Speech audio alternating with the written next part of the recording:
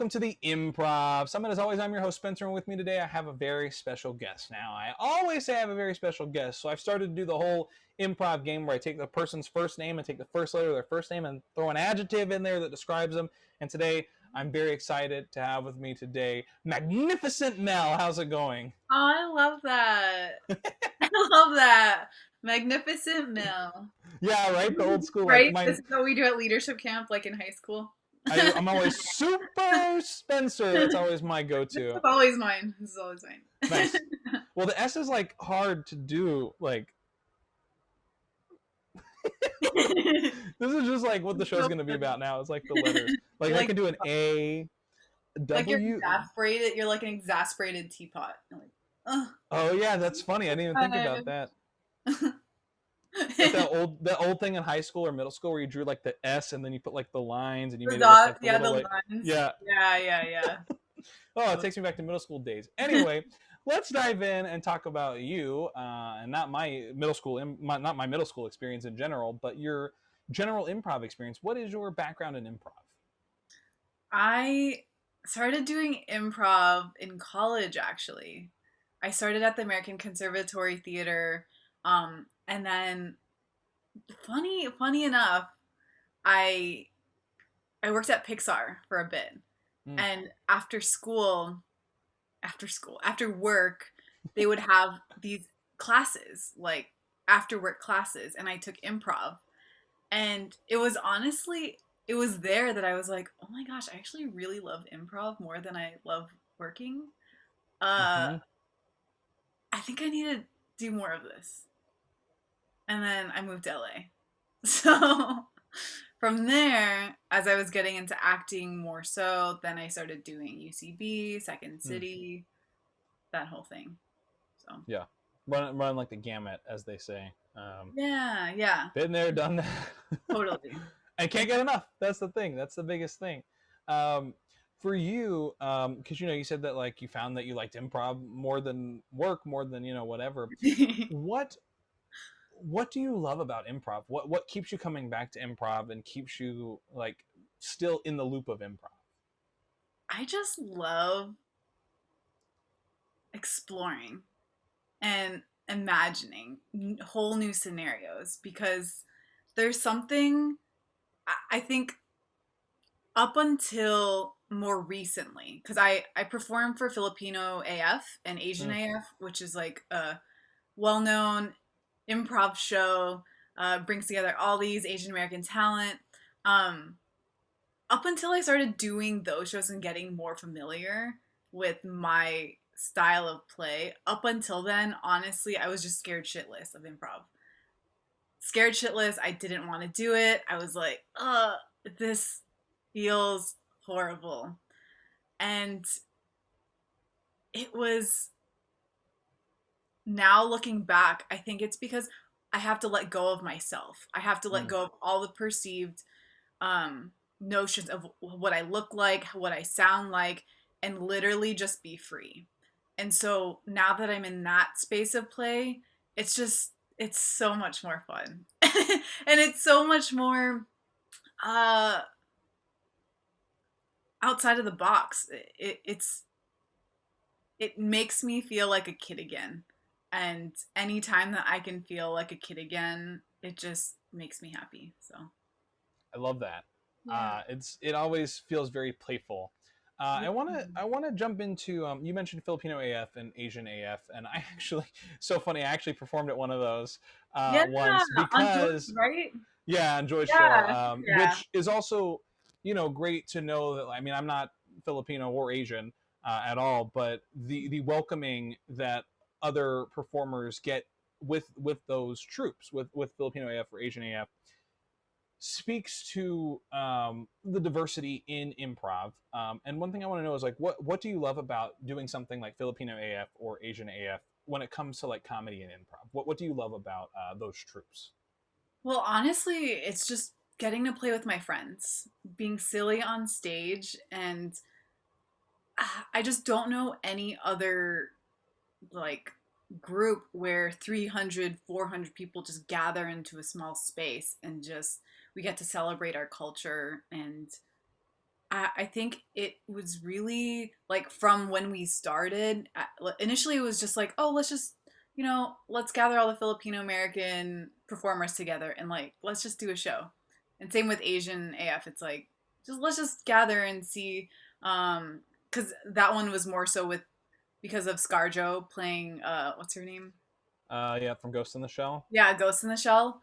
And then it kind of just became a movement of, oh yeah, why don't we create more opportunities for ourselves? Why Hmm. don't we poke fun at ourselves? Because it is a way that we create community, and it is a way that we can share our stories with the world. And like the craziest thing, like I do this thing called Focus Mate. Have you heard of Focus Mate before? No, Okay, tell me so about Focus Me.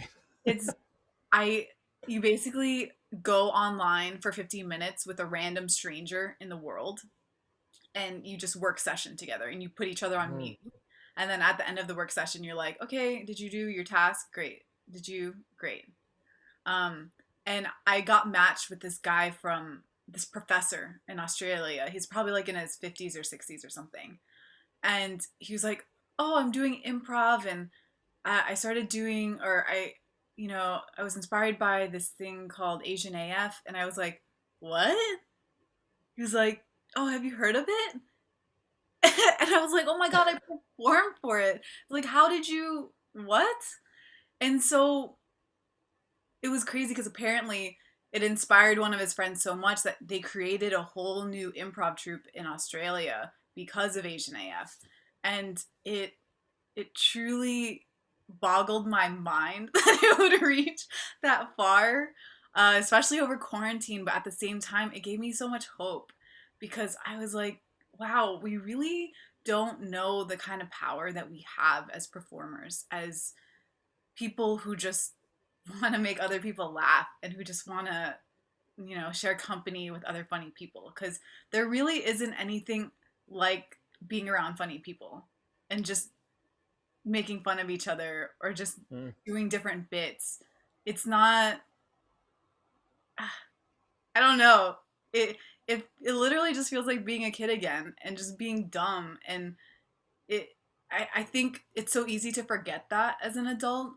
And so improv, and especially being able to showcase my culture, is so important to me. Representation is like one of the biggest reasons why I'm in the industry, and improv is one of those outlets for me. So That's yeah. great, and I think the idea of representation is also really important because improv is there's rules to improv, but there are rules that can be broken, and I think that improv has such a specific structure of like yes and all this stuff where it doesn't really matter what you do on stage. Everything you do is your own creation.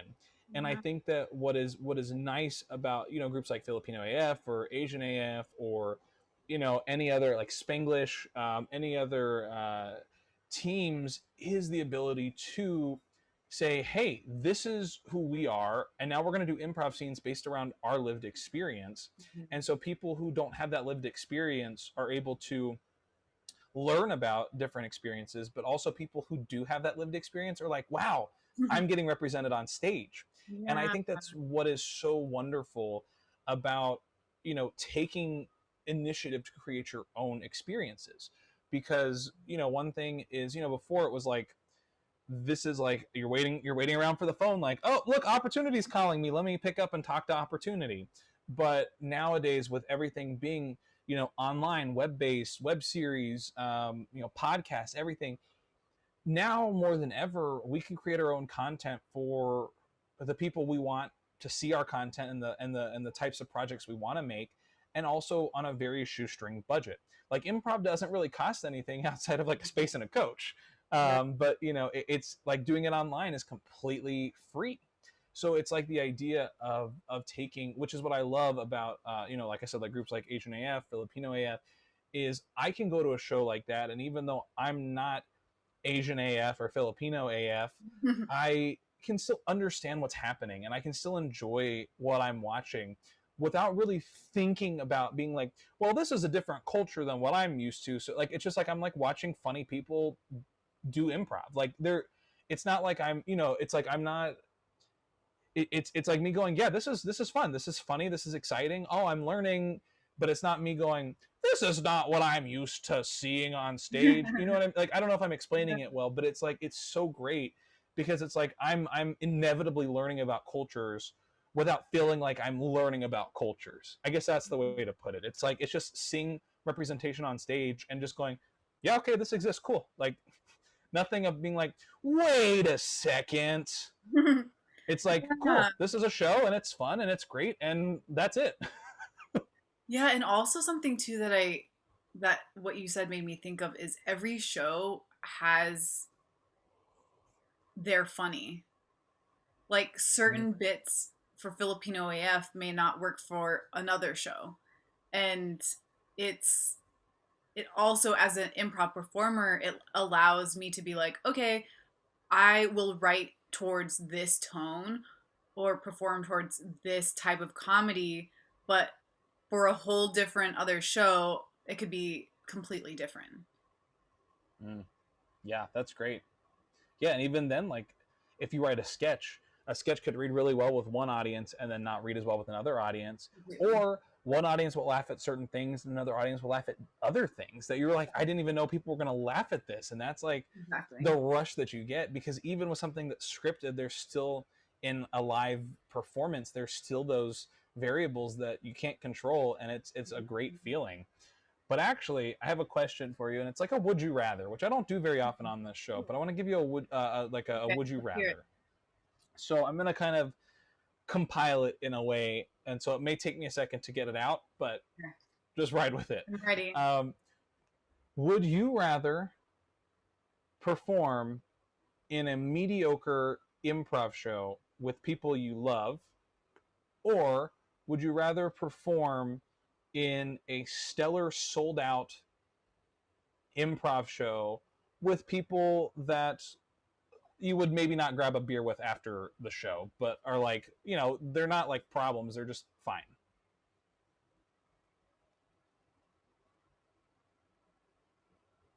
If that made any sense at all, that I question. so a mediocre show with people that I love. So I didn't even play well at this mediocre show, It's just like across the board, it was just an overall, like, and the then show was or fine. It like won't be a a sold memorable out show. show, and I killed it, but with people that I was like, about.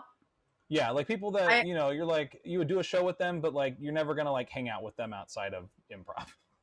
I would probably do that show and then go hang out with my friends after. Mm, great. You took a Because little yeah, wrench in the question, but I like it. yeah, I because the thing with improv is for myself, I think it was either Billy Merritt or someone was like, you need to have an intention every Mm, show. Just pick one thing. One thing. Are you going to initiate? Are you going to be a great backline player? Like have something.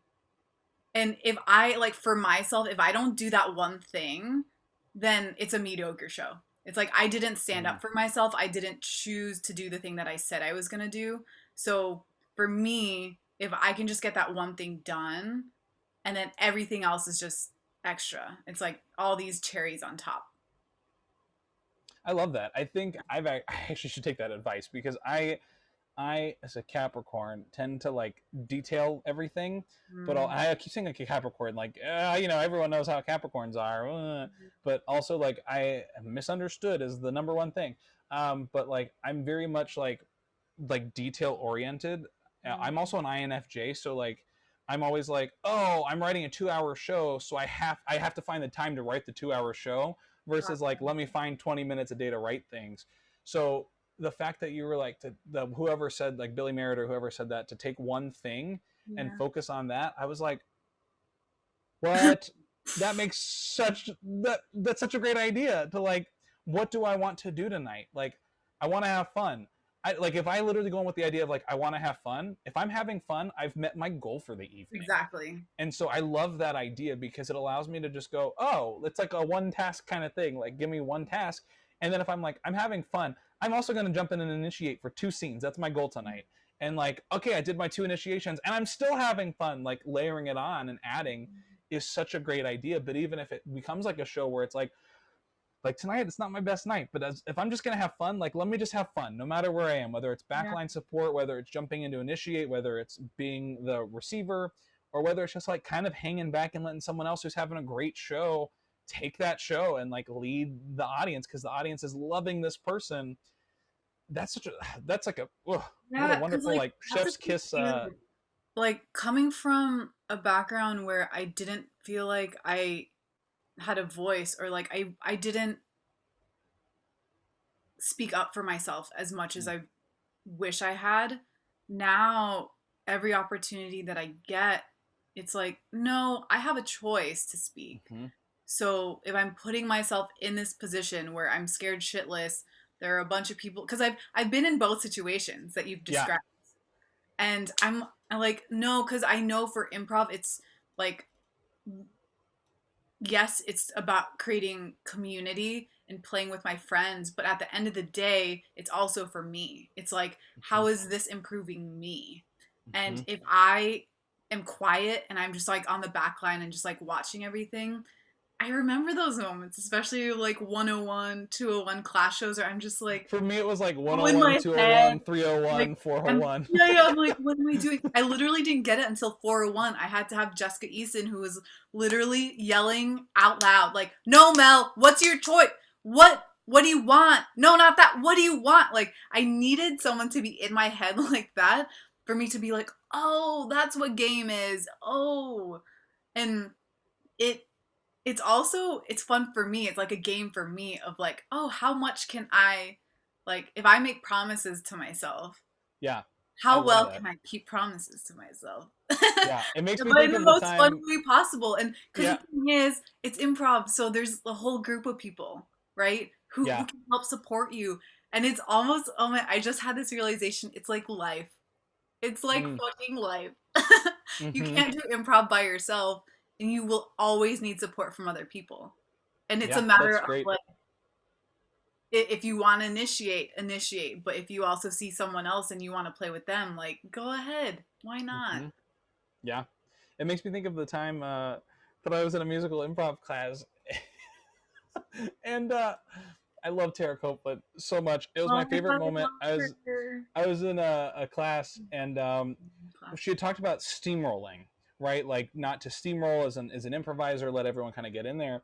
And at one point, we were doing a show, and I had gone in, and I kind of was like the person who like someone jumped in, they did a scene, they initiated, I kind of like received, and it was a really short scene, like a couple lines, and then we did a song or whatever, and so then I was kind of in the back line at one point, and then I was like, I don't know what it's like, I don't know if I'm steamrolling or not or whatever, and this was after I had had classes with her for a while, and I went up and she was like, "Well, you got to jump in." And I was like, "I just don't want to. I just don't want to like steamroll." And she goes, "You will never be a steamroller. Don't worry about it."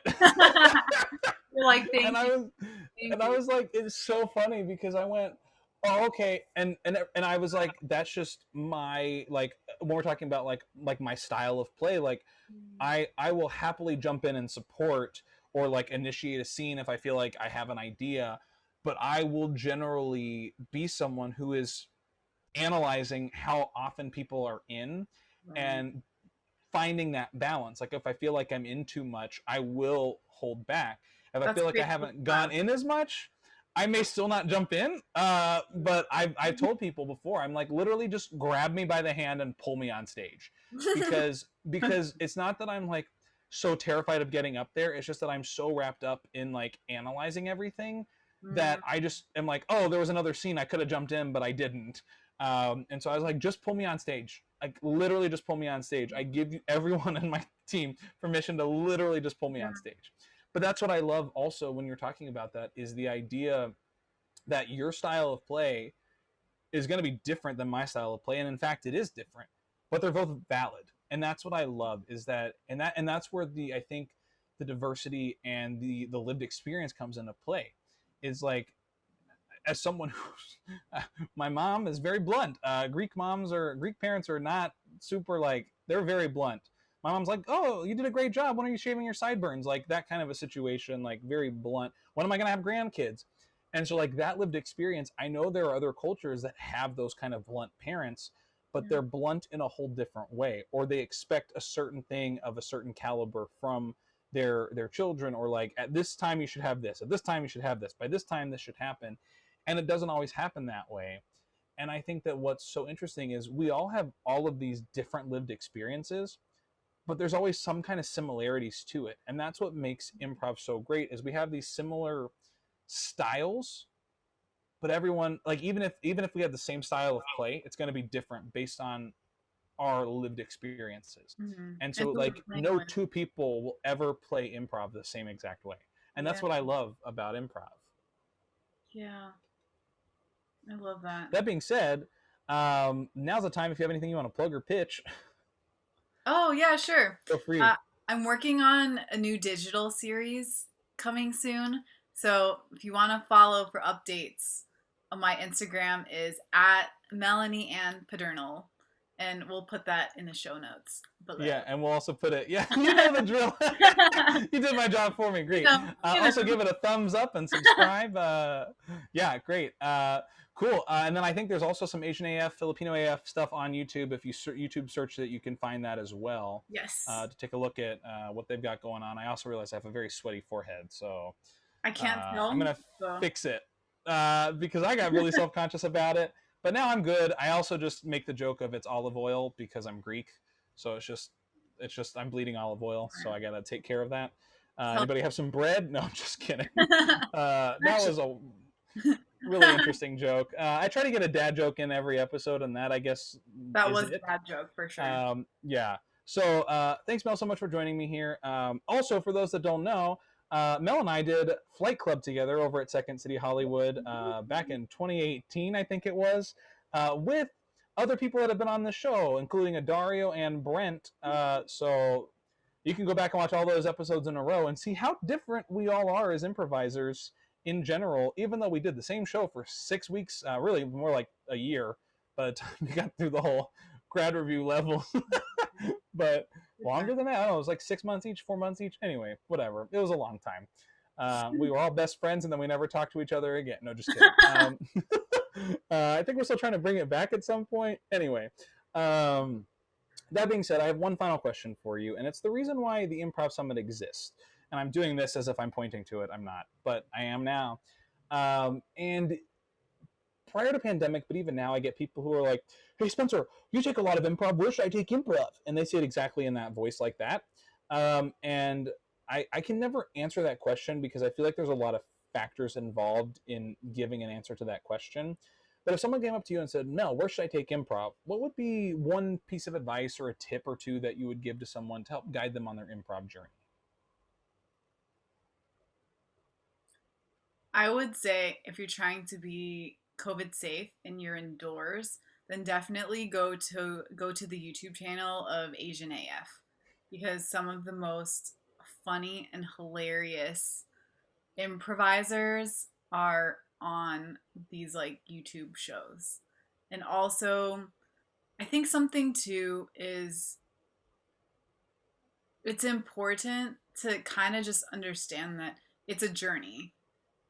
Don't ever feel like the people that you see performing just were like born that way. It truly takes time to get good, and it might take years. I know no one wants to hear that, but I'm being honest. Mm-hmm. And it's okay to like jump from different school to different school because along the way you start picking up different tools. And I think that is honestly that, in addition to just doing it, like going to different improv jams, or trying actually getting a coach. Oh, that's another good tip. um like UCB. I'm just throwing in a bunch of No, I tips love right it. now. If I you can love it. catch all of them, catch them. If you can't, just replay. Yeah. um, there are a bunch of coaches, improv coaches, who coach online. So, and I mean, maybe some will start opening it up during or since it's post pandemic, but hire an improv coach and get some of your improv friends together and just do it. Because if you're scared of doing things in public right now, then do it in private. keep on coaching until you feel more confident about doing it for the outside world. Because Mm. at the end of the day, I I really think that don't just do improv to get it on your resume. Have There's so many ways improv can be applied. It could be applied. I use it all the time in commercial auditions, and that's honestly one of the biggest reasons I think I'm getting callbacks and avails and bookings. Improv, um, and also just like know that it's a way to let go and to release and to Mm-hmm. play, because it's so easy for us to be like, I have to do it right, I have to have do it this specific way, and it's okay to just develop, like, to develop your own play style, and to ask yourself like, oh, what did I like about that show, or what could I improve on, like that's something too that I ask myself after every show, like, oh, what did I like about that, and then what do I want to work on for the next time. Mm. um yeah, I gave a bunch of tips. No, I hope some of that made sense. yeah, I think it was all great. It almost made me think of like the ultimate question of like why am I doing this? And I Yeah. think that the whole thing of like what do I want to get out of this show and what do I want to work on? I think is a great example of that why. Yeah. Of like if I'm going to an improv show or practicing with an improv team, one, do I enjoy what I'm doing? Yes. Two, am I getting anything out of it? Do I feel like I'm growing as an improviser, as a performer, as a human being in general? Yes. But then also, like you said, another thing is I don't always think about this. Is after I leave, I just go home and I'm like, all right, bedtime. But it is like me going, okay, what did I do well tonight, and what is something that maybe I should continue to work on so that I can get better at it. I know my dad jokes are like on point, so I don't have to practice those. But like scenic games, I would love to, as much as I don't like doing them because I'm not as good at them, that's something I do need to work on is my scenic games and like character choices, like making big character choices, things like that. Object work for sure, as we know on this show, my object work is bad, and I'm not afraid to say it because I know it's very not good. This is my computer. This was a Twizzler on an episode. That was my Twizzler. I'm my object work is not great, Right. but that's okay. Gotta practice. That's You're good. that's what I need to start doing is literally, and this was actually a trick that someone told me once, is to take like an object, an actual object, tangible object, feel it, hold it, see how it fits in your hand, and then do it like if I'm brushing my teeth, and then literally take it out and try and do the same thing again to feel the weight of the object, to see how it hold, like how it held in my hand, if I can continue to keep that in there, because this cannot be a toothbrush because my hand is literally closed. There's no way to have a toothbrush in a closed hand. But like if I have like some space in there, then I can hold a toothbrush. I generally have my toothbrush kind of like this, and then whatever. Don't know why it's electric all of a sudden, but I use a good old bamboo toothbrush, not an electric one. Okay, save the Anyway, environment. I try now, but toothbrushes are the worst for the environment because they do not break down. That plastic does not break down when they're plastic. Anyway, here on the Improv Summit Environment Edition, I want to say thanks to Mel for joining me. And Mel, I did say that was the last question I had for you, but I actually, as always on this show, I'm a big old liar, and I have another question for you. Okay, let's hear it. I wanna. And that question is, we've been talking a lot about improv. You want to do some improv? Yeah. All right, let's do it. Do it. All right, we're going to do some improv. Mel, what I need from you is an answer to this question. Would you like a location, a relationship, or a word? Word. A word. I'm going to give you two, and you tell me which one you want to go with. Moving and manners. Manners. Manners. Who would you like to initiate the scene? You get initiate. All right, thank you, Manners. Manners. Oh, excuse me. I just want to grab this box right behind you. Just pardon me. Pardon my reach. Okay, this is like a little too much. This is okay. Excuse me.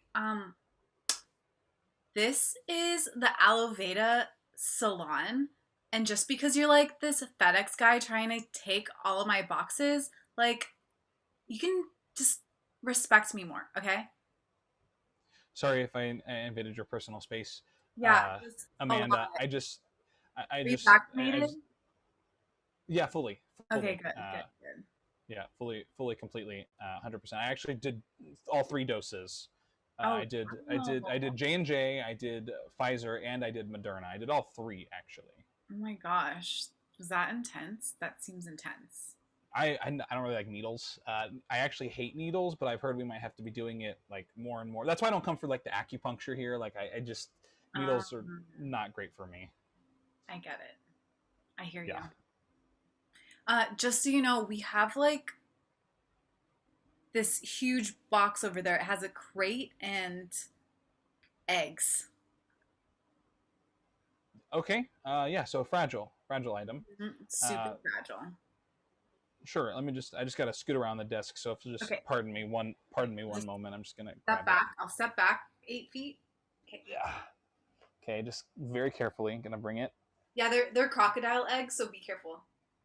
Oh, I was thinking they were just like grocery store eggs. Oh, no, no, But no. okay. Guess I'll just make sure these don't crack in the truck. Please don't. My boss would be super pissed. Yeah, I just don't really want an alligator, biting me, swallowing me. I don't. I mean, are they like big when they first come out, or are they like do they grow? They grow, right? They So grow. maybe I'd They be okay. grow like a motherfucker. Yeah, but they got like sharp teeth right off the gate. Like they're Oh, no joke. oh yeah. I don't We really like things that are sharp going in my body. You understand this, right? yeah. Like needles, alligator teeth. But Feel you know like needles. what? I'm assuming. What? I do think you would really like this one needle. Here, let me try. Let me just try it on you. I just. Oh, yeah. See there. Oh my god, your skin looks fantastic. Oh my god, look at your skin. Here, look at the mirror. Look at the mirror. Your skin looks like a baby's butt. What was this? Botox? Uh, yeah. They say beauty is pain, and I got to It be honest. is. I can't disagree with that. This looks really great, and You look great. I may have to come back for some more. You can do something with these like wrinkles on the forehead. Like look at this. Yeah, totally. Here, let me just. No. Okay. There we go. I got to get past the needle thing. Hey, don't tell anyone I gave you free stuff, okay? Oh yeah. No It's worries. just between, Not a just problem. between us. Okay. Sure. Well, I'm scheduled for another pickup on Tuesday, so Okay. I guess I just make sure I get this on Tuesday. Yeah. Okay. Sounds good. All right. Well, thanks, Thank Amanda. It was nice you. to meet you. Um, but just one last question. Yeah. Is the thought of the pain of the Botox going to go away at any point, or am I just going to live No. with that? Yeah, you're gonna live with it. Okay, so I just got to Yeah. get used to the But pain. you're gonna look amazing. Well, great, as long as I get rid Yeah. of these wrinkles. That's it. Just feel the pain. It'll be okay. I do feel the pain. Bye. Okay, bye. And scene. That That was was so like my random. worst nightmare. I hate needles. Like that was Usually. full from truth. I hate needles. But it also worked because the alligator eggs, I was like, oh, they got sharp teeth, sharp things going into my body. That Yeah. worked like pretty well as far as the flow, like upping the stakes Yeah. that way.